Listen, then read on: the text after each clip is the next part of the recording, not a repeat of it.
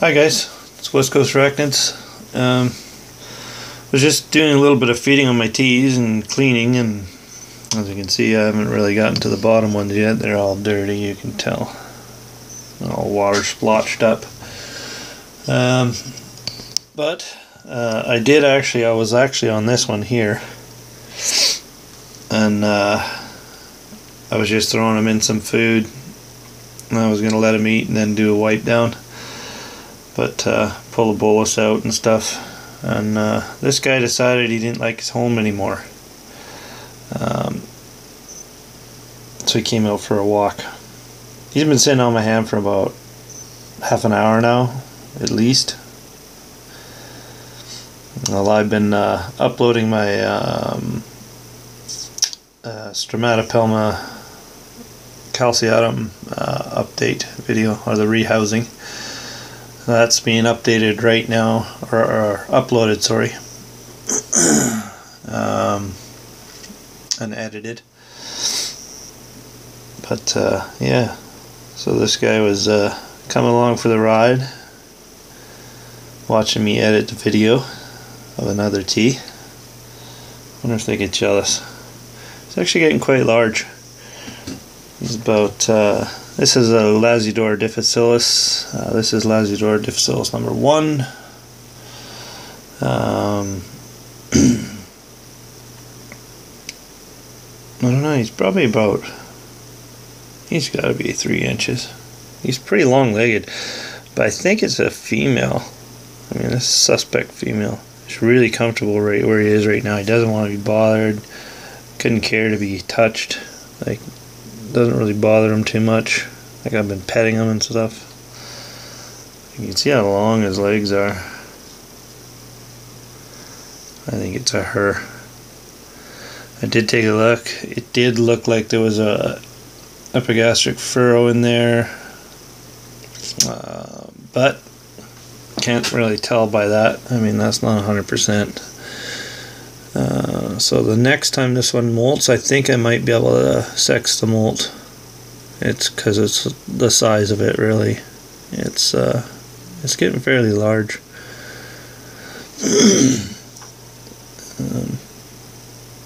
Not quite as large as my Stromatopelma. We're gonna pick you up here. I don't know what to call this guy yet. This is long legs.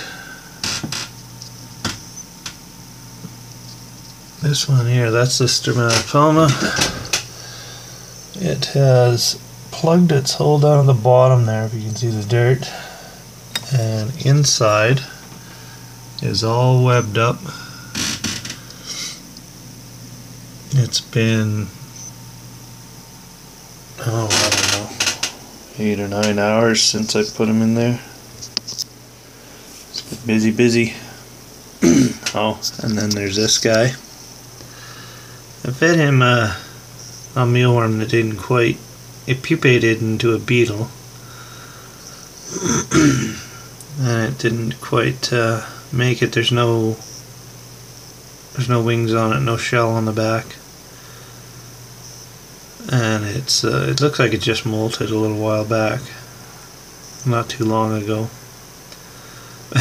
But this guy's kind of been going back and forth trying to get it, and he wiggles the beetle wiggles his legs, and the spider backs off a little bit. It's kind of funny. So they've been going at it for about half an hour. Battle of the bugs. And then there's this guy here that I'm kind of worried about. Just doing a feeding. This is one of my Brachypelma verdezi. He's looking a little bit more sprightly. I got him in an ICU, and that's just a slightly damp but not wet. And I've been keeping him back behind the light, by the light there in the back. I mean I could show you, but I'm keeping him back there by the wire where the switch is, and it's nice and warm there. Did get kind of cold in here, so I think that's what happened. Went away for the day and came back, and the window is still open, and fan were going, and it was a bit cool in here, so he might have got something. just a little cold maybe. But it looked like he was almost molting.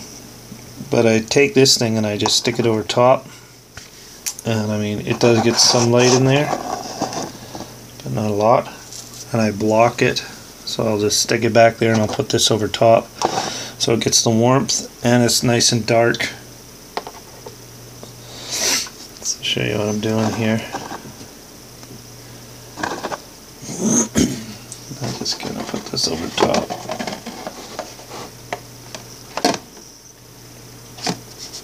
It's kind of hard to get it in there with this one in the way.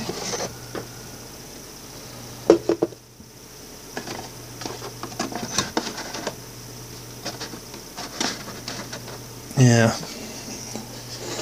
So that's about it. Basic ICU. You take a nice clean container, put some tissue paper down. All I do is I'll run the hot water, get it nice and hot, and then get it to where it's warm. I'll put the coal on a little bit and put my finger in there, and then I'll just drip some water onto it. Mainly around the edges, just stick the edges down and leave the center kind of dry. The water will seep its way into the middle anyway.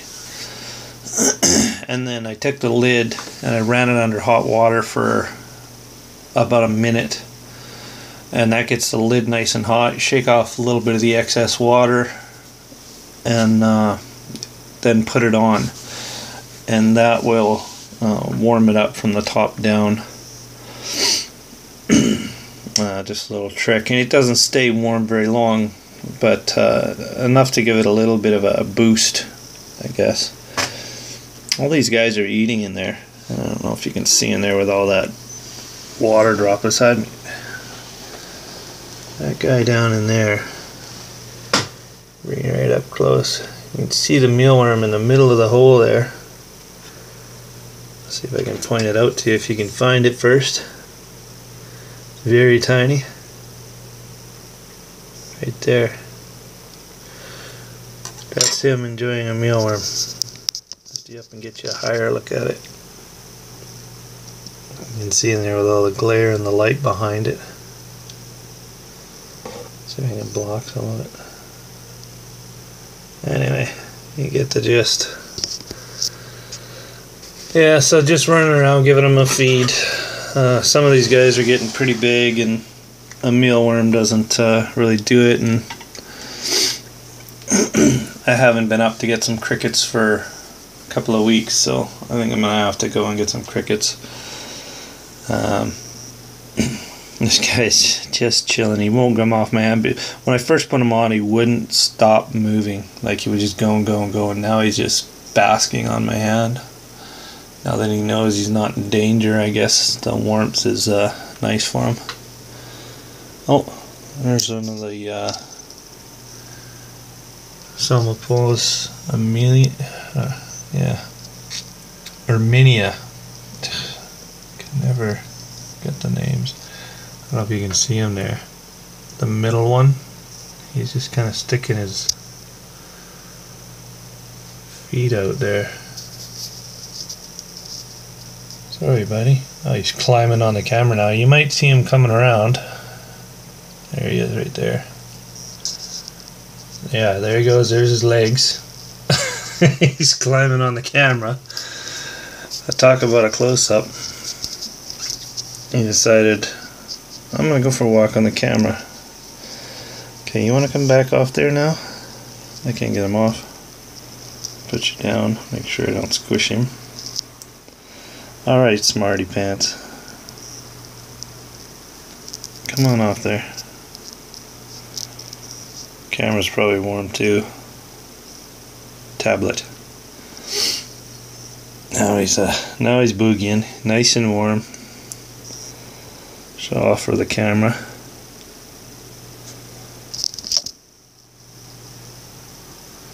He's a good size. My hands are pretty damn large, so he's 3 inches at least.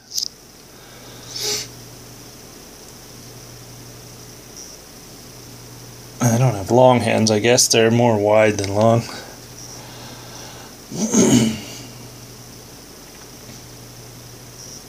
Trying to find my, there it is, my tape measure. I'm gonna go for a walk down there on the wood. Stay over here, please. Okay, I'll get you situated. Looks like a house spider kind of sitting there.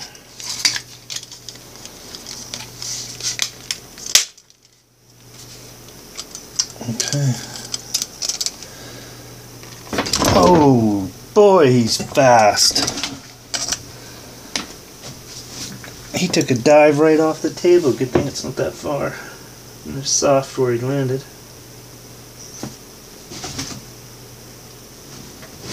Holy cow. Well, I guess I shouldn't have warmed him up so much. Full of energy.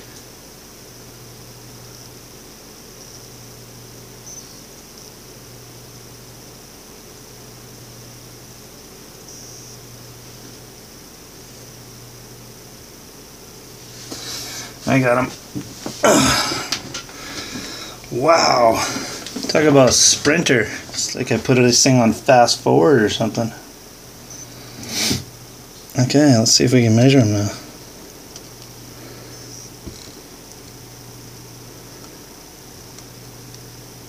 Just shy of 3 inches. 2 3/4. Long legs. I guess so, sprinting that fast. Okay, we're going to put you back because I don't want you running off the table again or off my hand. That's a long way down. Well, for you it is, I suppose. So he kind of outgrew his house. I'm going to get the dirt off it and I'll show you. He's got his web all over it. Took it out. Before he molted, I had him in this. I just had this sitting in there, and I mean, look at him. He could barely turn around in there when he was in there.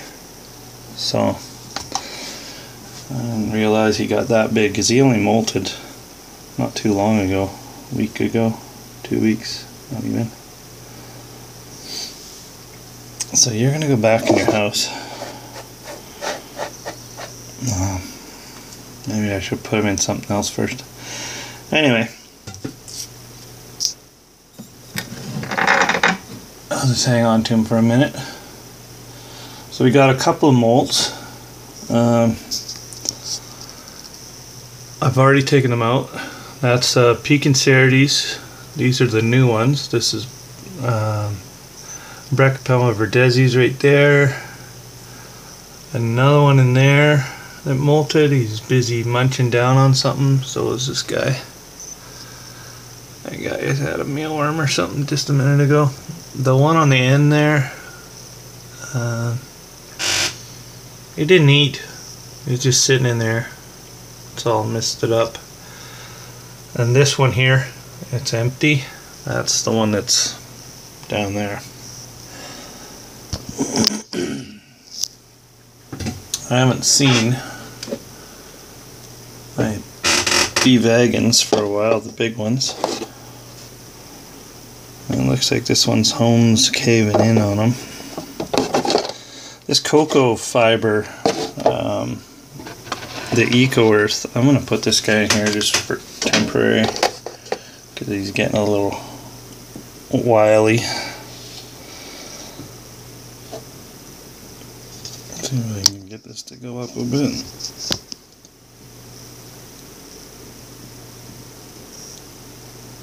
Alright, now go back in your home just for a bit.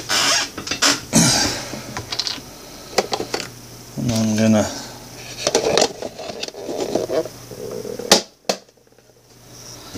lock you in.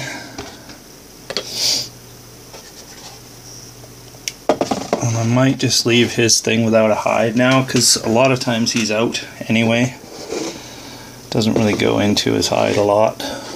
But he was in there when I went to feed him.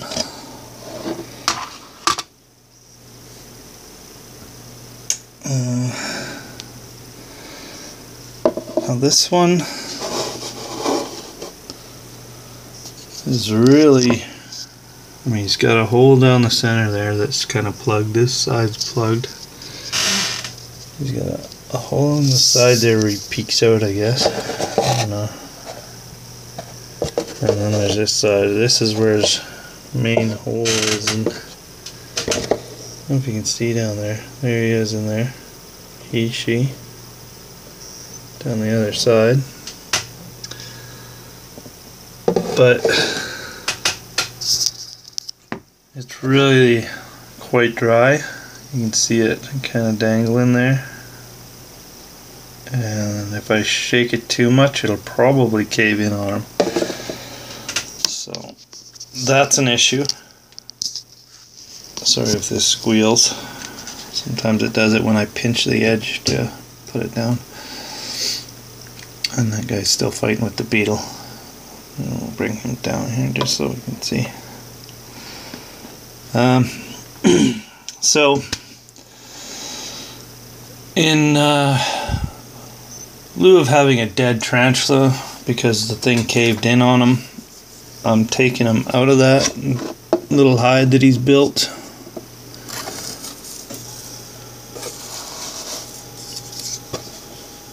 We're gonna get a look at it anyway. I haven't seen this one in a while. I want to check it out. I'm going to dampen down his soil. These ones should be quite large because they've molted a few times. Come on out there. You a girl or a boy? Hope you're a girl. You're nice looking. Flicking hairs, of course. Lovely. I got some hairs in my eye the other day, and holy cow, pink eye for 3 days.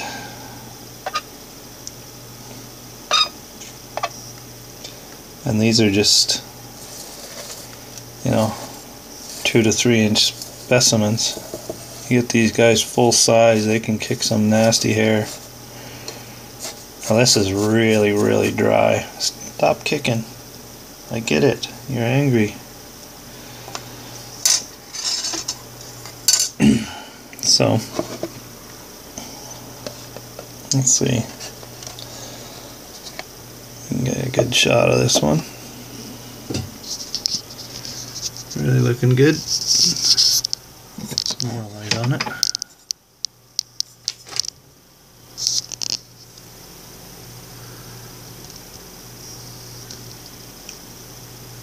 Really prominent red hairs. Yeah, I'll do it. He's got his full adult colors now.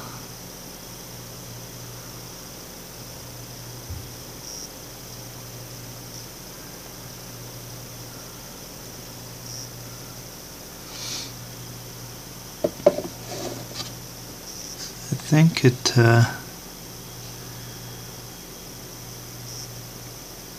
maybe that's just from him kicking hairs.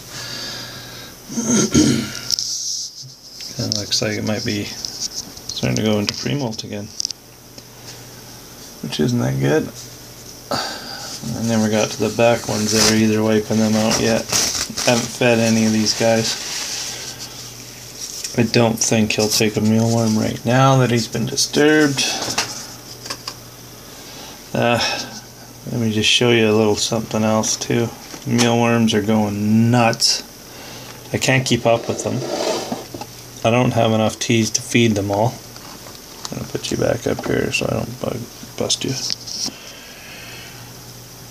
I mean, they're all running because of the light, but you can see how many are there. And that's only number 1.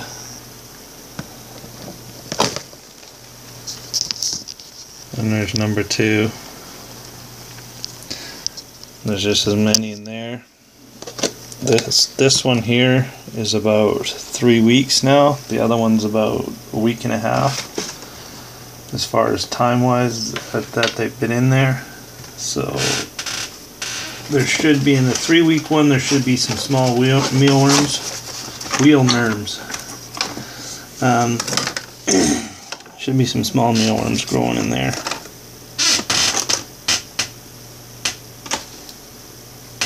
Which is good, because I can feed my tiny Lazidor parahybana and the Ischnicoloni Dominican Republic. They need some pretty small prey. Okay, I'll give us a bowl of wipe there. Once I wipe out the bowl, I like to get them out of there, really, but I really don't want to get urculating hairs all over me, so we're gonna give this guy a bath. Just a light spray, kind of just lightly over him. I want to get the walls of the enclosure wet, and this is what I do to wipe it down, basically. And I am going to give this a good soaking, and that's not all. There's a quarter cup of water in here, and it's all going in. People might think that's drastic, but that cocoa fiber is so absorbent, and it's already gone down, and it's not even making it to the bottom. It is on the other side a little bit. I don't know if you can see that. I mean, it's still dry over here, and I poured it all over there. That's where I poured it, most of it. So, and I'll take the spoon and just kind of mix it in a bit. It's okay if the tea's in there. Just be mindful of its legs. I mean, if you were to crunch down on his leg with a spoon, even a little bit, you can mess up their molt quite a lot. See, this is still so dry down in there. I need more water. I'm gonna probably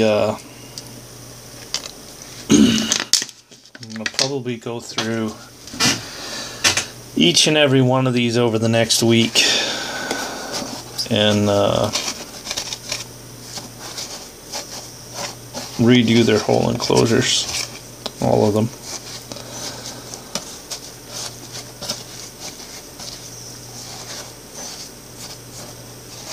And I'll take out all the substrate, I'll re-moisten it and reuse it, as long as there's no mites. I mean, you check pretty thoroughly. Any little mites that are running around in the soil, you're gonna find them regardless what you do. There's no way to avoid it. They will be there. At one point in time you'll see them. They're not gonna harm your tarantula. Parasitic mites will stick onto your tarantula and they will stay there. They'll surround the eyes, soft parts of the legs, chelicera, around the fangs and the mouth, and then around the soft part of the abdomen between the carapace and the abdomen. And they're very slow moving, and they'll literally be stuck there. They'll suction themselves onto the tea, and it's almost hard to move them off. Best way to do that is take a little Q-tip, dab it in some Vaseline, or something sticky like that. Like Vaseline will work fine. Just kind of put it on there and roll it around with your finger so that there's not a ton of it on there, and then you just dab it onto the mites just gently, and the mites will stick to it and come off. Tedious, but it takes time, but it'll save your tarantula's life. Eventually the parasites will overcome it and kill it. Just sucking out moisture. If they're prolific breeders. I mean, they can breed up to 30 to 50 babies a day. of a large female mite, or parasitic mite, I should say. Okay. Now once you've moistened this down, you need to pack it in, like a lot. Don't underestimate these guys. They will dig through solid dirt. That's been packed. Come on, buddy. I need you to move over for me.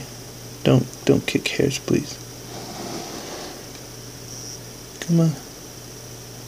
You're looking pretty cool. Just need to... Oh, hair kicking. Hair kicking not allowed. Thank you very much. Okay.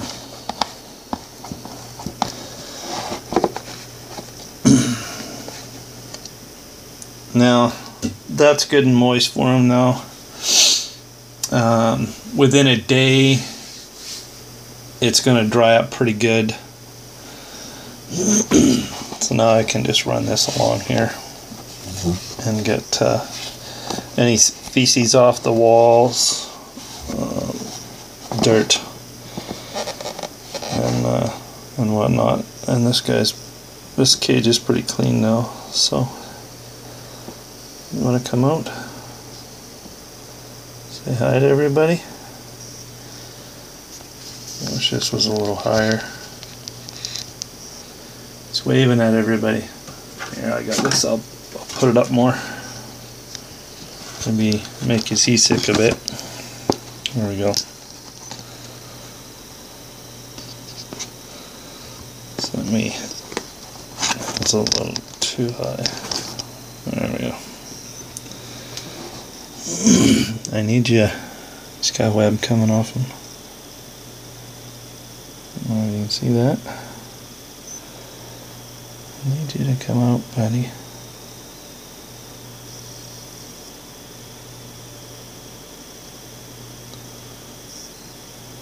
It's very nice looking. Let me get this out of the way. Awesome little red hairs. Really stocky looking tea. This is awesome. I hope it's female. So I have 4 of those in my collection. 3 of them about this size, and one smaller one, about half this size. Wow, 1/3 of this size. Okay, good enough. My hands are full of dirt. Substrate. You can go back into your home now. This video is running a little long, 28 minutes, so we're gonna shut her down. Anyway, that's kind of one of 46 that I go through on a rotational basis, you know, or as needed for cleaning. That's just upkeep. You know, then you throw a water dish back in there. Make sure it's got some water. I always use bottled water. I don't use tap.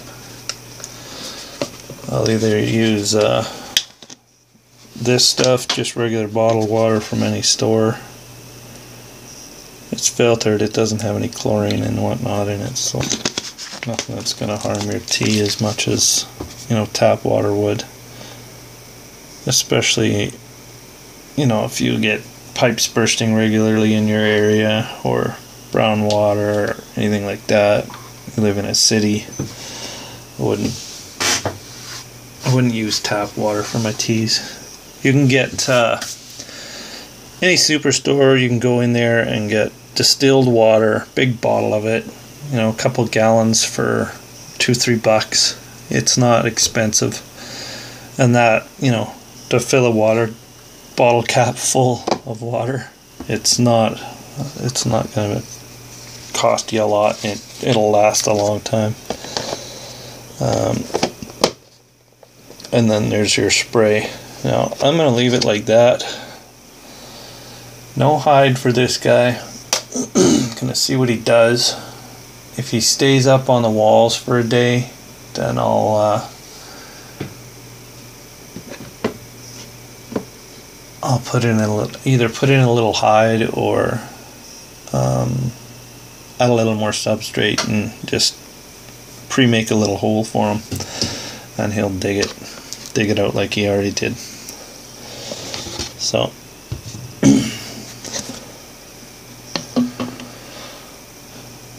wonder real quickly.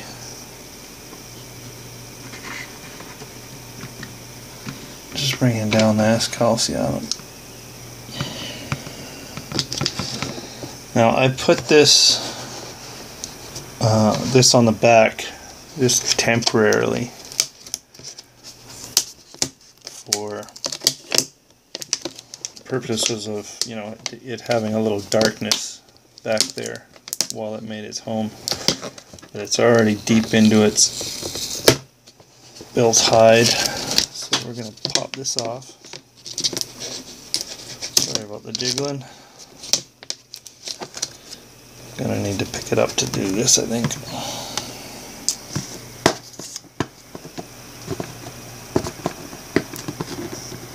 I'm going to take this off now.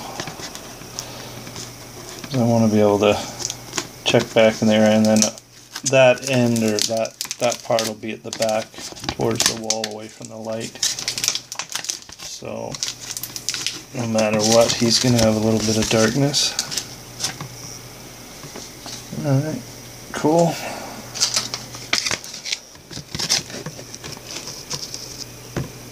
So there it is.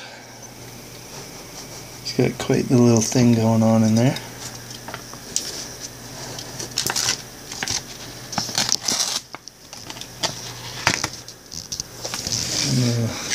Can't see.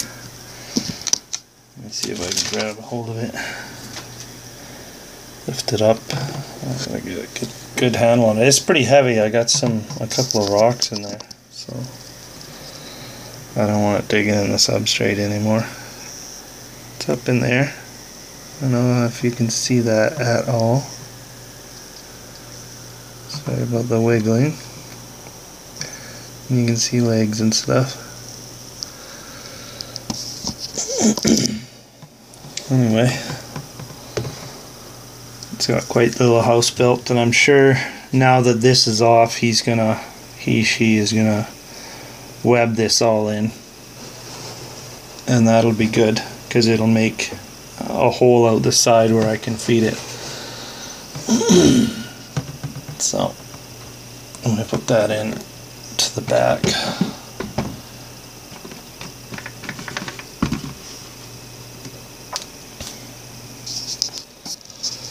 So it's nice, and it's not too dark, but it's dark enough for him. And I'm sure he'll pull a bunch of substrate in there like he's already done and cover it all up. In about a week you won't be able to see him at all. I put that mealworm, I just saw that. I put this in here yesterday. It was a mealworm and it pupated, so I guess he wasn't hungry. I seen it sitting in the web this morning. Oh, it's pretty late at night now. But it's pupated into pupa. Well, I guess I'll have to take that out. Or I could just leave it there. Anyway, that's that. Just a bit of an update and a walkabout with one of my teas. I gotta finish off his enclosure, but he's still kind of hanging around on the side of it. So then, let him say goodbye. Y'all take care. Have a great day, and bye for now.